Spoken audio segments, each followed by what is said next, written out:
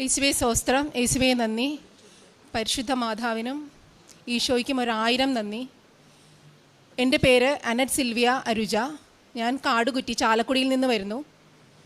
എനിക്ക് ഒരു ഓട്ടിസം ഉള്ളൊരു കുട്ടിയുണ്ട്. ഹൈപ്പർ ആക്ടിവിറ്റി, സംസാരിക്കില്ല കുട്ടി. അവന് വേണ്ടിയാണ് ഞാൻ ഉടമ്പടി എടുക്കാൻ വന്നത്. ഉടമ്പടി പ്രാർത്ഥനകൾ സ്ഥിരമായിട്ട് ഞാൻ അച്ഛൻ്റെ ആരാധനകളും ഒക്കെ സ്ഥിരമായിട്ട് ഞാൻ യാത്രയിലും ഒക്കെ കണ്ടിന്യൂസ് ആയിട്ട് കൂടുമായിരുന്നു. ആദ്യമായിട്ട് എനിക്ക് കിട്ടിയത് ബോധ്യങ്ങളാണ്. ഒരുപാട് ബോധ്യങ്ങൾ കിട്ടി എനിക്ക്. എൻ്റെ കുട്ടി എനിക്ക് കിട്ടിയ കൃപയാണെന്നുള്ള ബോധ്യം എനിക്ക് ആദ്യം ഉണ്ടായി. നിത്യജീവന് വേണ്ടി പോരാടാൻ ഈശോയുടെ കൈയും കാലും കണ്ണൊക്കെ നമ്മളാണ് എന്നുള്ളൊരു ബോധ്യം അതുണ്ടായി. കൃപയ്ക്കുമേൽ കൃപ നൽകി ദിനം ദിനം എനിക്ക് ഈ ഉടമ്പടി എടുത്തതിന് ശേഷം അനുഭവം ഉണ്ടായി. വളരെ കുഞ്ഞുനാളുകളിൽ തുടങ്ങി പരിശുദ്ധ മാതാവിൻ്റെയും ഈശോയുടെയും അനുഗ്രഹം എനിക്ക് കിട്ടിയിട്ടുണ്ട്. ഞാൻ വക്കീലാണ്. 2018 എൻ്റെ യോഗ്യതയാലല്ല, എൻ്റെ യോഗ്യത ഒട്ടും തന്നെയില്ല, ദൈവാനുഗ്രഹത്താൽ എനിക്ക് ഹൈക്കോടതിയിൽ സ്റ്റാഫായിട്ട് ജോലിയിൽ കയറാനിടയായി. ഞാൻ അതിൽ കേസ് നിലവിലുണ്ടായിരുന്നു. സീനിയോറിറ്റി സംബന്ധിച്ചൊരു കേസും ഉണ്ടായിരുന്നു. അതിനെക്കുറിച്ച് ഞാൻ എപ്പോഴും ഈശോയോട് ചോദിക്കും, എനിക്ക് യോഗ്യതയില്ലല്ലോ ഈശോയെ. സീനിയോറിറ്റി കേസുണ്ട്, അതായത് ലിസ്റ്റിൽ ഒന്നാമത്തെ റാങ്കുകാരനെ മാറ്റി നിർത്തിക്കൊണ്ട് റിസർവേഷനായിട്ട് നിന്നിരുന്ന എനിക്കാണ് അപ്പോയിൻമെൻറ്റ് കിട്ടിയത്. ഞാൻ എപ്പോഴും ഈശോയോട് ചോദിക്കും, എങ്ങനെയാണ് ഈശോയെ, എനിക്കതിലൊരു വിഷമവും ഉണ്ടായിരുന്നു. അവൾക്ക് കിട്ടിയില്ല, അവൾക്ക് സങ്കടമായിട്ടുണ്ടല്ലോ, 1ാം റാങ്കുകാരിയാണല്ലോ, അവളുടെ സങ്കടങ്ങൾ പരിഹരിച്ചു കൊടുക്കണേ. അങ്ങനെയും എൻ്റെ മനസ്സിൽ പ്രയാസം ഉണ്ടായിരുന്നു. അപ്പോൾ അതിൽ എനിക്ക് ഈ ആരാധന കൂടിയതിലൂടെ എനിക്ക് അപ്പോഴും എനിക്ക് ബോധ്യം കിട്ടി, കൃപയാലാണ് എനിക്കിത് ലഭിച്ചത്. അച്ഛൻ പറയുന്നത് പോലെ യോഗ്യതയാലല്ല, മെറിറ്റ്സിലല്ല, ബട്ട് ഓൺ ഗ്രേസ്, ദൈവകൃപയാലാണ് എനിക്ക് ആ ഹൈക്കോടതി ജോലി ലഭിച്ചതെന്നുള്ള ബോധ്യം ഉടമ്പടി എടുത്തതിന് ശേഷം എനിക്ക് വ്യക്തമായി കിട്ടി. അതുപോലെ തന്നെ എൻ്റെ മകൻ്റെ കാര്യങ്ങളും വളരെ വ്യക്തമായി എനിക്ക് മനസ്സിലായി, അത് കൃപയാണ്, ദൈവകൃപയാണ്. നിത്യജീവന് വേണ്ടിയുള്ള എൻ്റെ പോരാട്ടമാണ് എൻ്റെ മകൻ എന്നെനിക്ക് വളരെ ബോധ്യമുണ്ട്. ഞാനിവിടെ സാക്ഷ്യം പറയാൻ നിൽക്കുന്നത് ആദ്യമായിട്ട് എനിക്ക് കിട്ടിയ ഒരു അനുഭവം. ഞാൻ ഹൈക്കോടതി എംപ്ലോയിയാണ്. ചാലക്കുടിയിലാണ് എൻ്റെ വീട്. ചാലക്കുടിയിൽ നിന്ന് എറണാകുളത്തേക്ക് ദിവസവും 7:30 ഇറങ്ങണം. മകൻ ഓട്ടിസമാണ്, സെൽഫ് സഫിഷ്യൻ്റ് അല്ല, ഒന്നും ചെയ്യാൻ അറിയത്തില്ല കുട്ടിക്ക്. ഞാൻ 7:30 പുറപ്പെടും. വൈകുന്നേരം 7:45 വീട് തിരിച്ചെത്തുന്നത്. ഒന്നും ചെയ്ത് പഠിപ്പിക്കാൻ എന്നെ കൊണ്ട് സാധിക്കുന്നില്ല. അമ്മ എന്ന രീതിയിൽ ഒരു തോൽവിയാണെന്നുള്ളൊരു ബോധ്യം എനിക്ക് എപ്പോഴും തോന്നിയിരുന്നു. ഞാൻ എന്നും റെയിൽവേ സ്റ്റേഷനിൽ നിന്ന് ഇറങ്ങിയിട്ട് നടന്നാണ് കോടതിയിലേക്ക് പോവാറ് ജോലിക്കായിട്ട്. ഇടയ്ക്കൊരു ആരാധനാ മഠമുണ്ട്, അവിടെ കയറി പ്രാർത്ഥിക്കും. അവിടെ ചെന്ന് മാതാവിനെ എൻ്റെ മക്കളെ ഏൽപ്പിച്ചിട്ടാണ് ഞാൻ എൻ്റെ ജോലിയിലേക്ക് കയറുന്നത്. ജോലിയിൽ കയറി കഴിഞ്ഞാൽ വീട്ടിലേക്കുള്ള കാര്യങ്ങളോ മക്കളെക്കുറിച്ചോ ചിന്തിക്കാൻ എനിക്ക് നേരം കിട്ടാറില്ല. ഒക്കെ മാതാവും ഈശോയും കൂടി വളരെ ദീർഘകാലം കൊണ്ട് നടത്തി തന്നു. എനിക്ക് ഉടമ്പടിക്ക് മുമ്പ് തന്നെ എനിക്കിതൊക്കെ ദൈവം എന്നെ കൈപ്പിടിച്ച് നടത്തിയിട്ടുണ്ട്. ഉടമ്പടിക്ക് ശേഷമാണ് എനിക്ക് ഇതെല്ലാം ബോധ്യങ്ങളായിട്ട് എനിക്ക് മനസ്സിലാക്കി തന്നത്. ഇതെല്ലാം ദൈവകൃപയാലാണ്. മാതാവിൻ്റെ കൈ പിടിച്ചിട്ടുണ്ട് ഈശോയും മാതാവും എൻ്റെ വലതും ഇടതും ഒക്കെ ഉണ്ടെന്ന് എനിക്ക് നല്ല ബോധ്യം കിട്ടി. പിന്നീട് എൻ്റെ കുഞ്ഞിനെ എനിക്ക് ട്രെയിൻ ചെയ്യാൻ പറ്റാത്ത ഒരു വിഷമം എനിക്ക് വല്ലാതെ ഉണ്ടായിരുന്നു. അപ്പോഴാണ് ഒരു ജിയോ ആയിട്ട് ഇറങ്ങിയത്. 16 മണിക്കൂർ വർക്ക് ടൈമിൽ റിലാക്സേഷൻ ഗവൺമെൻറ് ഉത്തരവായിട്ട് ഇറങ്ങി. അത് പക്ഷേ ഹൈക്കോടതിയിൽ ഇംപ്ലിമെൻറ്റ് ചെയ്തപ്പോൾ അത് ദിവസം 45 മിനിറ്റ് മാത്രമേ ഉപയോഗിക്കാൻ പാടുള്ളൂ എന്നും പറഞ്ഞൊരു ഉത്തരവാണ് ഉണ്ടായത്. അതുകൊണ്ട് എനിക്കത് ഉപയോഗിക്കാൻ പറ്റാത്ത അവസ്ഥയായിരുന്നു. ഏതെങ്കിലും ഒരു ദിവസം ട്രെയിൻ മിസ്സായാൽ ഞാൻ 1.25 മണിക്കൂർ വൈകിയാണ് കോടതിയിലെത്തുക. അപ്പോൾ എനിക്ക് ഈ പറഞ്ഞ ഗവൺമെൻറ് അനുവദിച്ച റിലാക്സേഷൻ എനിക്ക് ഒട്ടും ഉപകരിക്കില്ലായിരുന്നു. കാരണം 45 മിനിറ്റിലധികമാകുമായിരുന്നു ഞാൻ ലേറ്റായിട്ട് എത്തുന്നത്. അതിൽ ഒരു റെപ്രസെൻറ്റേഷൻ ഞാൻ കോടതിയിൽ ഇട്ടിരുന്നു. അതങ്ങനെ നിൽക്കുകയാണ് ഞാൻ ഉടമ്പടി എടുക്കുന്നത്. ഉടമ്പടി എടുത്ത് 2 മാസം ആകുന്നതിന് മുമ്പ് ഈ പഴയ ഞാൻ കൊടുത്തിരുന്ന ആപ്ലിക്കേഷനിൽ എനിക്കൊരു ഹിയറിങ്ങിന് വിളിച്ചിരുന്നു. ഗ്രിവൻസ് കമ്മിറ്റി ഹിയറിംഗ് ആണ്. 3 ജഡ്ജസിൻ്റെ പാനലാണ്. പുറത്ത് വെയിറ്റ് ചെയ്തിരിക്കുകയാണ്. അപ്പോൾ നിരന്തരം ഞാൻ അച്ഛൻ്റെ ആരാധന കൂടുക, ട്രെയിനിലായിരിക്കുമ്പോഴും പോകുമ്പോഴും വരുമ്പോഴും ഒക്കെ ആരാധന കൂടുന്നത് പതിവാണ്. അങ്ങനെ ഞാനിങ്ങനെ ഹിയറിങ്ങിന് വേണ്ടി പുറത്ത് വെയിറ്റ് ചെയ്തിരിക്കുന്ന സമയത്തും ഞാൻ ആരാധന കൂടുകയായിരുന്നു. അപ്പോൾ ആരാധന കൂടി പ്രത്യക്ഷീകരണ പ്രാർത്ഥന നിയോഗം വെച്ച് നിയോഗങ്ങൾ പറയൂ എന്ന് പറയുന്ന ഭാഗത്ത് ആയപ്പോഴേക്കും എന്നെ അകത്തുനിന്ന് വിളിപ്പിച്ചു ഹിയറിങ്ങിന് വേണ്ടി. എൻ്റെ ഭാഗം പറയാൻ വേണ്ടി എന്നെ 3 ജഡ്ജസിൻ്റെ മുൻപിലേക്ക് ഞാൻ ചെല്ലുകയാണ്. അവിടെ ചെന്ന് കഴിഞ്ഞപ്പോൾ എനിക്കൊന്നും പറയേണ്ടി വന്നില്ല, പകരം എല്ലാം നടത്തിച്ച് തരുമായിരുന്നു. ജഡ്ജസ് അങ്ങോട്ട് പറയുമായിരുന്നു, ഇത് കുട്ടിയുടെ റൈറ്റാണ്, എൻ്റെ പോലും അല്ല, അതെൻ്റെ മകൻ്റെ റൈറ്റാണ്. ഈ പറഞ്ഞ 16 മണിക്കൂറത്തെ ഒരു സാവകാശം എങ്ങനെയെങ്കിലും, ഒരു മാസം എങ്ങനെയെങ്കിലും കിട്ടുക എന്നുള്ളത് എൻ്റെ കുട്ടിയുടെ അവകാശമാണ് എന്ന് പറയുകയും, കൂടാതെ അതിലുപരി അപ്പം ഞാൻ ഈ നിയോഗ പ്രാർത്ഥനയുടെ സമയത്ത് ഞാൻ മാതാവിനോട് അപേക്ഷിച്ചത്, മാതാവേ എനിക്ക് എന്താ വേണ്ടതെന്ന് എന്നെക്കാൾ ഉപരി മാതാവേ നിങ്ങൾക്ക് അറിയാലോ, എനിക്ക് എന്താ ചെയ്തു തരേണ്ടതെന്ന് വെച്ചാൽ ചെയ്തു തന്നാൽ മതി എന്ന് ഞാൻ അപേക്ഷിച്ചിരുന്നു. അവിടെ ചെന്ന് അകത്ത് കയറി ജഡ്ജസിൻ്റെ മുൻപിൽ നിന്നപ്പോൾ നടന്നത് മുഴുവൻ അത്ഭുതകരമായ കാര്യങ്ങളായിരുന്നു. ഞാൻ ചോദിച്ചതിലുപരി ഞാൻ മനസ്സിൽ ഓർക്കാത്തത് കൂടി ദൈവം എനിക്ക് അവിടെ നിവർത്തിച്ചു തന്നു. അവിടെ ജഡ്ജ് എന്നോട് ചോദിക്കുകയായിരുന്നു, കുട്ടിയുടെ ജോലി വർക്ക് ഫ്രം ഹോം ചെയ്യാൻ പറ്റുന്ന ഒരു ജോലി അല്ലേ എന്ന് എന്നോട് ചോദിച്ചു. അപ്പം ഞാൻ പറഞ്ഞു, കോവിഡ് സമയത്ത് ഞാൻ അങ്ങനെ ഇരുന്നിട്ടുണ്ട്, നന്നായി ചെയ്യാൻ പറ്റുന്ന ജോലിയാണ് എന്ന് പറഞ്ഞു. അപ്പോൾ തന്നെ രജിസ്ട്രിയോട് ഇതിൻ്റെ ഫീസിബിലിറ്റി എനിക്കിങ്ങനെ ചെയ്യാമോ, ജോലി ചെയ്യാമോ എന്നതിനെക്കുറിച്ച് പഠിക്കാനായിട്ട് പറയുകയും അങ്ങനെ അതിന്മേൽ എനിക്ക് വർക്ക് ഫ്രം ഹോം ഫെസിലിറ്റി കിട്ടുകയും ചെയ്തു. കഴിഞ്ഞ ഏപ്രിൽ മുതൽ നവംബർ വരെ 2 തവണകളായിട്ട് എനിക്ക് ഈ ഓർഡർ എക്സ്റ്റെൻഡ് ചെയ്ത് കിട്ടി. 4 മാസത്തേക്കുള്ള പീരീഡിൽ. ഇപ്പോൾ വീണ്ടും ഞാനിപ്പോൾ 3ാമത്തെ തവണ ഈ ആപ്ലിക്കേഷൻ ഇട്ടപ്പോഴാണ് എനിക്ക് മനസ്സിലായത്, ഇങ്ങനെ ഒരു പോളിസി ഹൈക്കോടതിയിൽ നിലവിലില്ല. വർക്ക് ഫ്രം ഹോം കൊടുക്കാനുള്ള ഒരു ഫെസിലിറ്റി, ഒരു പോളിസി തന്നെ ഇല്ല. ഇല്ലാത്ത പോളിസിയിലാണ് മാതാവ് ഇടപെട്ട് എനിക്ക് എൻ്റെ കുഞ്ഞിനെ ട്രെയിൻ ചെയ്യിക്കാൻ വേണ്ടി ഈ വർക്ക് ഫ്രം ഹോം ഫെസിലിറ്റി എന്നൊരു സംവിധാനം എനിക്ക് നേടിത്തന്നത്. ഞാൻ ഇത്രയും ദിവസവും ഞാൻ എൻ്റെ കുഞ്ഞിനെ അതിൻ്റെ സ്വന്തം കാര്യങ്ങൾ ഡേ ടു ഡേ ചെയ്യാനുള്ള കാര്യങ്ങൾ ട്രെയിൻ ചെയ്യിക്കുകയാണ് എൻ്റെ ഏറ്റവും അത്യാവശ്യം. എനിക്കത് ചെയ്യാൻ സാധിച്ചു. ഞാൻ വളരെ സന്തോഷവതിയാണ്. ഇപ്പോഴും ചെയ്തുകൊണ്ടിരിക്കുന്നു. 3ാമത്തെ ആപ്ലിക്കേഷൻ ഇട്ടപ്പോഴാണ് ഞാൻ പോളിസി പോലും ഇല്ലാതെയാണ് എനിക്കിതൊക്കെ മാതാവ് അനുവദിച്ച്, ഈശോ വഴി അനുവദിച്ച് തന്നതെന്ന് എനിക്ക് ബോധ്യപ്പെട്ടത്.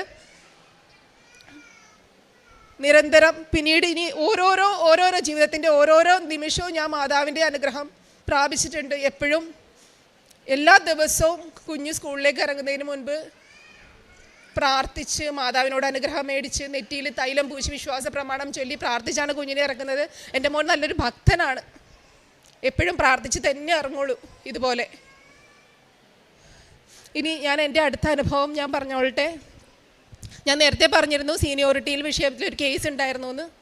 അപ്പോൾ എതിർകക്ഷിക്ക് നീതി നിഷേധിച്ചോ എന്നുള്ളൊരു വിഷമം എനിക്ക് എപ്പോഴും ഉണ്ടായിരുന്നു. അപ്പോൾ എന്താണ് അതിൻ്റെ ദൈവകൃപയാണെന്നുള്ള ആൻസർ കിട്ടി. അവളെയും സമാധാനപ്പെടുത്തണം, എനിക്കും ആശ്വാസകരമായി ഒരു കേസ് സെറ്റിൽ ചെയ്യണമെന്ന് ഞാൻ മാതാവിനോട് പ്രാർത്ഥിക്കുമായിരുന്നു. മാതാവ് അതിലിടപെട്ടു. ആ കുട്ടിക്ക് സെക്രട്ടേറിയറ്റിൽ ജോലി കിട്ടി. ഇപ്പോൾ ആ കുട്ടി സെക്രട്ടേറിയറ്റിൽ ജോലി ചെയ്യുന്നു. എനിക്ക് എൻ്റെ കേസിലെ എതിർകക്ഷി. ഞാൻ അതും കൊണ്ടും സന്തോഷവതിയാണ്. മാതാവ് രമ്യമായി അത് കൈകാര്യം ചെയ്തു. അടുത്തതായിട്ട് എനിക്ക് പറയാനുള്ളത്, ഏറ്റവും അടുത്തായിട്ട് എനിക്ക് ഒരു വലിയ അനുഗ്രഹം എനിക്ക് മാതാവ് ഇടപെട്ട് ഈശോയിൽ നിന്ന് ലഭിച്ചു. അതെൻ്റെ മമ്മിയെ സംബന്ധിച്ചുള്ളതാണ്. കഴിഞ്ഞ ഒക്ടോബർ മാസം അവസാനത്തോടു കൂടി മമ്മി സ്ട്രോക്ക് വന്ന് തീരെ തളർന്നു പോയി. വയ്യാത്തൊരു കുഞ്ഞുണ്ട്. എന്നെ സംബന്ധിച്ച് സഹനത്തിൻ്റെ മൂർധന്യാവസ്ഥയിലെ സമയമായിരുന്നു. തീരെ വയ്യ, എടുത്തുകൊണ്ട് നടക്കണം, ആരുമില്ല സഹായത്തിന്. ആശുപത്രിയിലൊക്കെ ഞാൻ മാതാവിനോട് ചോദിച്ചു, എനിക്ക് സഹനങ്ങൾ പോരാഞ്ഞിട്ടാണോ ഈശോയെ, സഹനങ്ങൾ പോരാഞ്ഞിട്ടാണോ എനിക്കിത് എങ്ങനെ? ഞാൻ ഒരുപാട് കരഞ്ഞ് പ്രാർത്ഥിച്ചു. മമ്മിയാണ് ഒരു 3 മാസമെങ്കിലും എടുക്കും മമ്മി എഴുന്നേറ്റ് നടക്കാൻ എന്നാണ് ഡോക്ടർമാർ പറഞ്ഞത്. എന്നും വിശ്വാസപ്രമാണം ചൊല്ലുകയും തൈലം നെറ്റിയിൽ പൂശുകയും മാതാവിൻ്റെ പ്രത്യേക അനുഗ്രഹം മമ്മിക്ക് എന്നും കിട്ടിയിരുന്നു. കാശുരൂപം മമ്മിയുടെ തലങ്ങണിയുടെ അടിയിൽ വെച്ചിരുന്നു. എപ്പോഴും പ്രാർത്ഥിക്കും. അതിൻ്റെ ഫലമായിട്ട് 3 ആഴ്ച കൊണ്ട് മമ്മി എണീറ്റ് നടന്നു. യേശുവേ സ്തോത്ര, യേശുവേ നന്ദി, പരിശുദ്ധ മാതാവിന് 1000 നന്ദി. ഞാൻ പ്രേക്ഷിത പ്രവർത്തനമായിട്ട് ഞാൻ കോടതിയിൽ പോകുന്ന സമയത്തൊക്കെയും പൊതിച്ചോറുകൾ ഭക്ഷണം ഇല്ലാത്ത ആളുകൾക്ക് കൊടുക്കുമായിരുന്നു. ശേഷം ഞാൻ ചികിത്സാ സഹായങ്ങൾ ബാങ്കിലിട്ട് പൈസയായിട്ട് കൊടുക്കുമായിരുന്നു. പിന്നീട് ലീഗൽ കൗൺസിലറായിട്ടൊക്കെ ഞാൻ വ്യാപരിച്ചിട്ടുണ്ട്. സങ്കടപ്പെടുന്നവർക്ക് ലീഗലായിട്ട് സഹായം വേണ്ടവർക്ക്, വീടുകളിൽ ഡൊമസ്റ്റിക് വയലൻസിലെ ആളുകൾക്ക് ഒക്കെ ഞാൻ സംസാരിച്ച് രമ്യതപ്പെടുത്താൻ ശ്രമിക്കുമായിരുന്നു. കരയുന്നവരെ ആശ്വസിപ്പിക്കുക ചെയ്യുമായിരുന്നു. പത്രം കൈ കിട്ടിയാൽ തിരിച്ച് എത്തുന്നതിന് മുമ്പ് തന്നെ ഞാൻ പോകുന്ന വഴിക്കുമൊക്കെ ഈശോയെപ്പറ്റി ആളുകളോട് പറഞ്ഞ്, മാതാവിനെക്കുറിച്ച് പറഞ്ഞ്, കൃപാസനത്തിൽ വരാൻ പറഞ്ഞ് മനസ്സിലാക്കി ഞാൻ പത്രം കൊടുക്കുമായിരുന്നു. യേശുവേ സ്തോത്രം, യേശുവേ നന്ദി. 1 പത്രോസ് 5:6 ദൈവത്തിൻ്റെ ശക്തമായ കരത്തിന് കീഴിൽ നിങ്ങൾ താഴ്മയോടെ നിൽക്കുവിൻ. അവിടുന്ന് തക്ക സമയത്ത് നിങ്ങളെ ഉയർത്തിക്കൊള്ളും. നിങ്ങളുടെ ഉത്കണ്ഠകളെല്ലാം അവിടുത്തെ ഏൽപ്പിക്കുവിൻ. അവിടുന്ന് നിങ്ങളുടെ കാര്യത്തിൽ ശ്രദ്ധാലുവാണ്. ആനറ്റ് സിൽവിയ അരൂജ എന്ന ഈ സഹോദരി പരിശുദ്ധ കൃപാസന മാതാവിൻ്റെ ഉടമ്പടി എടുത്തതിലൂടെ ലഭിച്ച വലിയ ജീവിതാനുഭവങ്ങളെ നന്ദിയോടുകൂടി അമ്മ മാതാവിൻ്റെ തിരുനടയിൽ സാക്ഷ്യപ്പെടുത്തുകയാണ്. സഹോദരി 3 കാര്യങ്ങളാണ് ഇവിടെ സാക്ഷ്യപ്പെടുത്തിയത്. ആദ്യത്തേത്, മകളുടെ ജോലിയിലുണ്ടായ ഒരു പ്രയാസം. അത് മെറിറ്റിലുള്ള ഒരാൾ നിൽക്കുമ്പോൾ സംവരണത്തിലുള്ള ഒരാളെ നിയമിച്ചതിലൂടെ അവിടെ സീനിയോറിറ്റി വിഷയത്തിലുണ്ടായ ഒരു കേസ് അല്ലെങ്കിൽ ഒരു അസ്വസ്ഥത, അത് അമ്മ മാതാവിൻ്റെ തിരുനടയിൽ സമർപ്പിച്ച് പ്രാർത്ഥിച്ചു. അതിൻ്റെ പ്രത്യേകത, ആ ജോലി കിട്ടാത്ത വ്യക്തിയെപ്പോലെ തന്നെ ജോലി എടുത്തുകൊണ്ടിരുന്ന അനറ്റ് വളരെ ഹൃദയം നൊന്ത് ആ പ്രശ്നം പരിഹരിക്കുന്നതിന് വേണ്ടി ആഗ്രഹിക്കുകയും പ്രാർത്ഥിക്കുകയും ചെയ്തു എന്നുള്ളതാണ്. പലപ്പോഴും നമുക്കൊക്കെ അങ്ങനെയുള്ള സാഹചര്യങ്ങൾ വരുമ്പോൾ ഒന്നുകിൽ നമുക്കത് ആ വ്യക്തിയോട് ദേഷ്യവും വെറുപ്പുമായിരിക്കും, നമ്മുടെ ജീവിതത്തെ അവരേത് തരത്തിലാണ് ഇടപെടുക എന്ന് ഓർത്തുകൊണ്ട്, അല്ലെങ്കിൽ നമ്മളവരെ പരിഗണിക്കത്തേയില്ല, നമ്മൾ ശത്രുതയോടെ കാണുകയോ അവരെ അവോയ്ഡ് ചെയ്ത് ജീവിക്കുകയോ ചെയ്യും. സഹോദരി 2-3 തവണ പറയുന്നുണ്ട്, ആ കൂട്ടുകാരിയുടെ സങ്കടം മാറുന്നതിന്, പ്രശ്നങ്ങൾ പരിഹരിക്കുന്നതിന് വേണ്ടി നിരന്തരം ഞാൻ പ്രാർത്ഥിച്ചു കൊണ്ടിരുന്നു. അമ്മ മാതാവ് വഴികൾ തുറക്കുന്നതും അത്ഭുതകരമെന്ന് നമുക്കറിയാം. സെക്രട്ടേറിയറ്റിൽ ജോലി കൊടുത്തുകൊണ്ട് 2 പേർക്കും പരാതികളില്ലാതെ സമാധാനമാകും വിധം പ്രശ്നം പരിഹരിച്ചതിനെയാണ് സാക്ഷ്യപ്പെടുത്തിയത്. രണ്ടാമത് മകൾ പറയുന്നത്, മോളുടെ കുഞ്ഞിനെ നോക്കുവാൻ വേണ്ടിയുള്ള ഗവൺമെൻറ്റിൻ്റെ ഒരു ഉത്തരവ് നടപ്പിലാക്കി കിട്ടുന്നതിന് വേണ്ടിയാണ്. 16 മണിക്കൂർ റിലാക്സേഷൻ ഒരു മാസം സർക്കാർ ഓഫീസുകൾക്ക് കൊടുത്തതിനെയാണ് മകൾ ഇവിടെ സൂചിപ്പിച്ചത്.